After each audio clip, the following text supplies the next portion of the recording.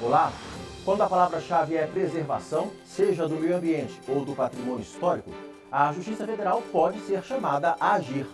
Hoje você vai rever algumas das reportagens que mostramos em 2021 que exemplificam a atuação do TRF da primeira região nestas áreas. Decisão determina a devolução de um papagaio à idosa que o criava.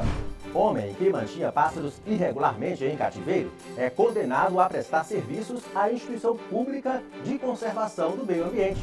E a Justiça Federal ordena que o município mineiro restaure e proteja estação ferroviária declarada Patrimônio Histórico.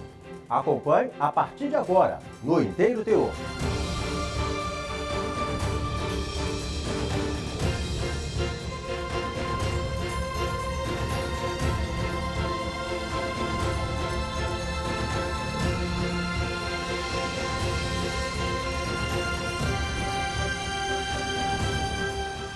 Menor emissão de poluentes, frete mais barato e menos acidentes são vantagens de tornar as ferrovias uma alternativa logística para o escoamento da produção brasileira. O Barão de Mauá sabia disso. Já no século XIX, ele concebeu a primeira ferrovia brasileira, inaugurada em 1854 por Dom Pedro II. 32 anos depois, o imperador inaugurou a estação ferroviária de Poços de Caldas. Saiba agora por que este pedaço da história das ferrovias no Brasil chegou à Justiça Federal. 134 anos de história. A estação ferroviária de Poços de Caldas, em Minas Gerais, foi inaugurada por Dom Pedro II em outubro de 1886. Em 1993, foi tombada para fins de proteção do patrimônio histórico da cidade. Mas a estação vem sendo usada de forma inadequada. Por isso, o Ministério Público Federal entrou com uma ação na Justiça pedindo que o município restaure o local e passe a fiscalizar seu uso. Segundo o MPF, o espaço é utilizado para a realização de festas, inclusive carnaval, e também para estacionamento de veículos, entre outras atividades lesivas ao patrimônio. O IPHAN chegou a comprovar danos como avarias no piso, pichações e modificações na estrutura. O caso foi analisado pela Justiça Federal em Minas Gerais e já em primeira instância o pedido foi acolhido. A quinta turma do TRF1 confirmou a necessidade de preservação e restauração da estação. Só quem poderá autorizar qualquer evento no local é o Conselho Municipal de Defesa do Patrimônio, mediante a apresentação de projeto detalhado. Não será permitido também o estacionamento de carros na área de embarque e no pátio lateral da estação. Por fim, terá o prazo de 10 meses para elaborar e executar um projeto de restauração do piso em ladrilho hidráulico, sob pena de multa diária, que pode chegar a R$ 30 mil.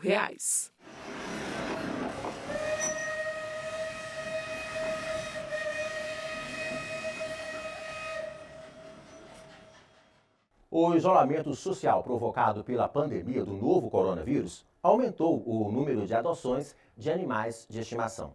Esse aumento no número de adoções é uma boa notícia tanto para o adotante beneficiado pela convivência com o pet, quanto para o animal adotado, que terá a oportunidade de conhecer o aconchego de uma família.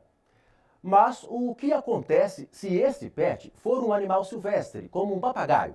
Conheça como a Justiça Federal tem se posicionado a respeito.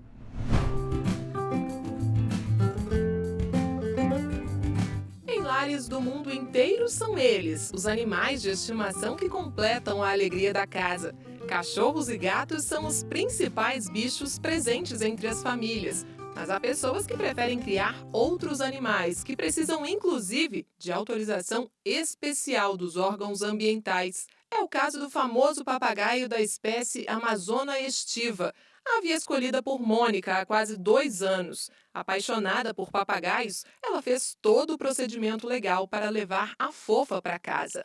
Nós passamos por uma entrevista, assinamos um termo de consentimento e automaticamente sai uma nota fiscal após a compra com a ave no seu nome, com a numeração da ANIL e a autorização do IBAMA. O criador registrado no IBAMA, ele não retira o animal da natureza. Ou esse animal é oriundo das procriações que ocorrem no próprio viveiro, do próprio criador, ou oriundo das apreensões que o órgão ambiental faz e constata que esses animais apreendidos, geralmente com traficantes, não têm mais condições de voltar para a natureza. A fofa faz parte da família e recebe todos os cuidados. O seu viveiro é limpo todos os dias. Legal você pensar antes de adquirir uma ave, será que eu tenho condições de ofertar uma alimentação de qualidade para ela? Então é bom pensar nisso antes de adquirir, né, um papagaio. E também o papagaio pode viver 80 anos, né? Desde 1998, pelo artigo 29 da Lei de Crimes Ambientais, comete crime contra a fauna quem vende sem autorização, expõe à venda, exporta ou adquire, guarda, tem em cativeiro ou depósito, usa ou transporta ovos, larvas ou espécimes da fauna silvestre nativa ou em rota migratória. A pena pode chegar a 1 ano de detenção. Animais registrados, geralmente com microchip, mas muitos com anilha, que podem ser criados. Qualquer outra forma de manter animais na sua residência sem essas autorizações do IBAMA, a pessoa estará cometendo crime ambiental. E além do crime, que responde a um processo criminal, vai também, certamente, receber multa.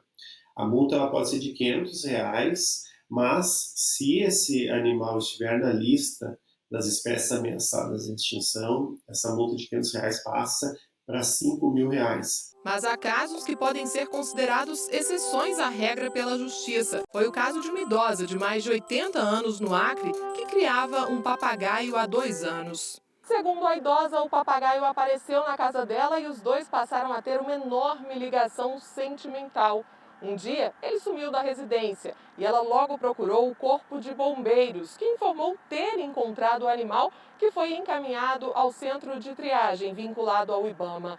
Lá, ele foi submetido a exames clínicos que demonstraram as boas condições físicas da ave. Para garantir o retorno da ave para casa, a idosa entrou com uma ação na Justiça, que já em primeira instância determinou que o IBAMA devolvesse o papagaio à senhora e autorizasse a guarda doméstica, procedendo à identificação e o registro do animal. O IBAMA recorreu ao Tribunal Regional Federal da Primeira Região, alegando que a posse da ave pela autora seria ilegal. Mas, ao analisar o caso, a 6ª turma considerou que, apesar de constatada a infração, a atuação administrativa deve se pautar nos princípios da legalidade, razoabilidade e proporcionalidade. O colegiado destacou que se trata de uma única ave, que a idosa não é traficante de animais e que não houve maus tratos ao papagaio, que não é de uma espécie ameaçada de extinção. Pela decisão, é preciso considerar ainda o vínculo afetivo criado no caso e o fato de a ave já estar adaptada ao convívio doméstico, podendo o retorno à natureza representar riscos ao animal que pode não conseguir se sustentar e tornar-se alvo fácil para predadores.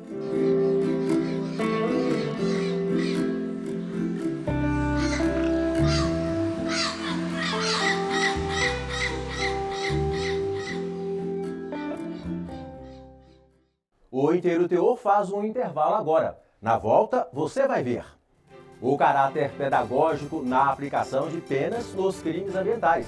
Condenado por manter pássaros silvestres em cativeiro, vai ter que prestar serviços à instituição de conservação do meio ambiente.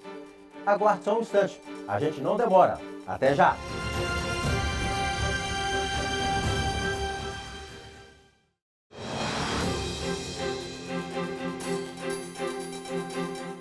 Crime ambiental é todo e qualquer dano ou prejuízo causado à flora, à fauna, aos recursos naturais e ao patrimônio cultural. Como o ambiente é protegido, as condutas e atividades lesivas devem ser punidas. Mas o objetivo de aplicar uma pena deve ir além de apenas punir, como neste caso que vamos mostrar agora.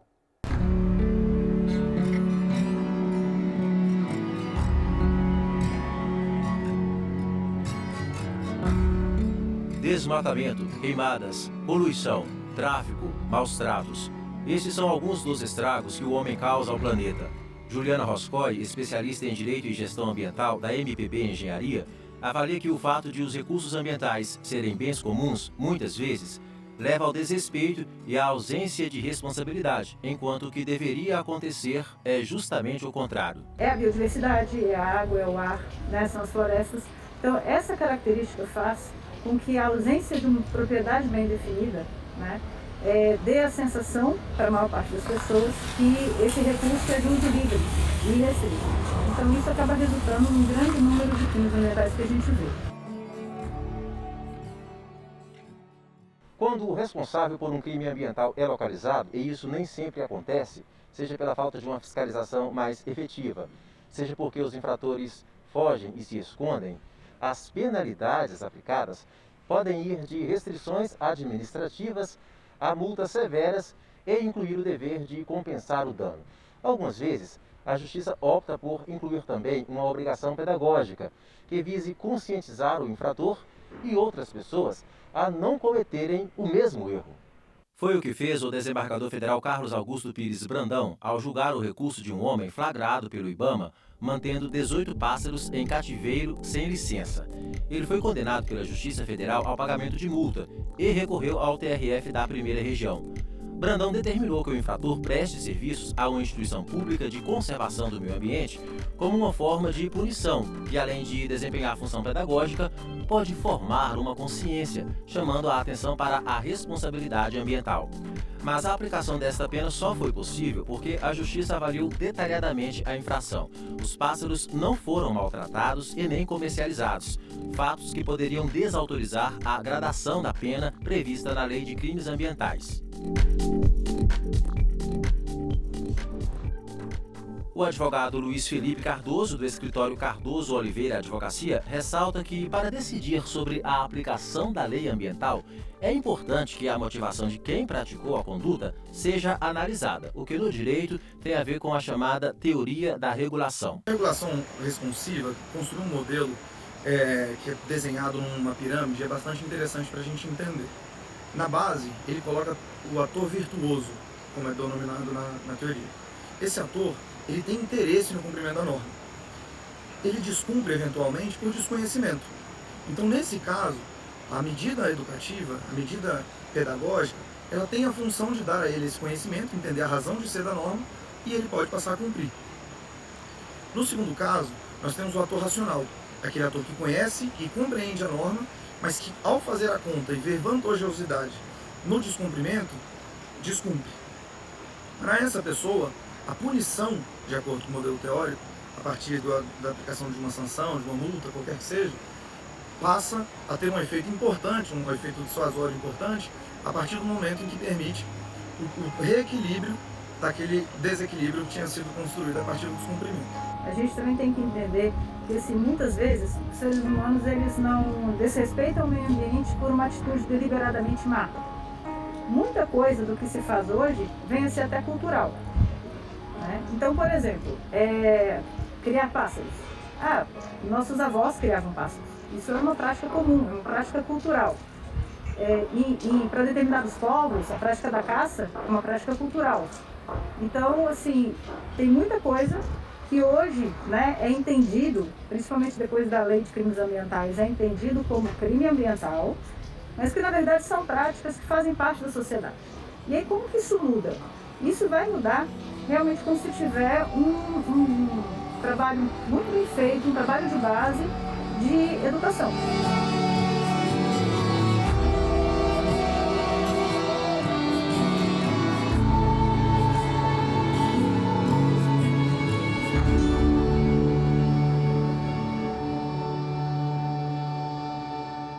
As decisões da Justiça Federal da Primeira Região estão no portal trf1.jus.br. Acompanhe também as redes sociais do TRF1. Muito obrigado por sua companhia aqui na TV e também na web neste ano que está acabando. Boas festas para você e até 2022.